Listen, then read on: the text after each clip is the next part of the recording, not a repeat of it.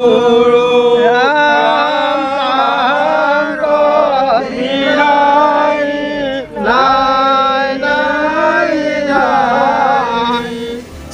কেন্দ্ৰীয়ভাৱে উদযাপিত হ'ল ভাওনা মহোৎসৱ। চতিয়া উচ্চতৰ মাধ্যমিক বিদ্যালয় খেলপথাৰত লাইখুটা স্থাপন। চতিয়াত কেন্দ্ৰীয়ভাৱে অহা 8 আৰু 9 অক্টোবৰত দুদিনীয়াকৈ আয়োজন কৰিছে ভাওনা মহোৎসৱৰ। আজি চতিয়া উচ্চতৰ মাধ্যমিক বিদ্যালয় খেলপথাৰত কেন্দ্ৰীয় ভাওনাৰ লাইখুটা স্থাপন কৰে।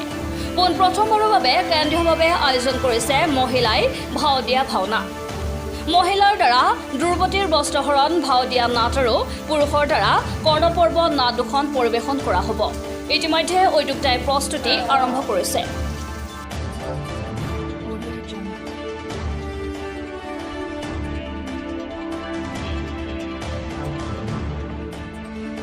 হয়, আমি এইবাৰ পোনপ্ৰথমবাৰৰ বাবে চতিয়াত কেন্দ্ৰীয়ভাৱে এখন ভাওনা পাতিবলৈ ওলাইছোঁ।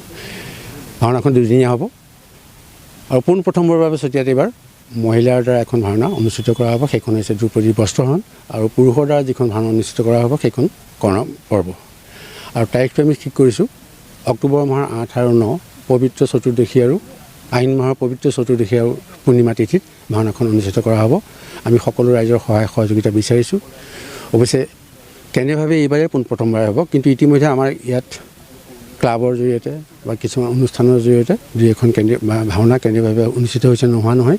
কিন্তু নাগশংকৰ চতিয়াই বৃহত্তৰ চতিয়াৰ মৌজাৰ বৃহত্তৰ চতিয়া অঞ্চলৰ সকলো ৰাইজ গোপিনী যুৱক যুৱতী সকলোৱে মিলি এইবাৰে পোনপ্ৰথমভাৱে কেন্দ্ৰীয়ভাৱে চতিয়াত ভাওনা অনুষ্ঠিত কৰিবলৈ ওলাইছোঁ।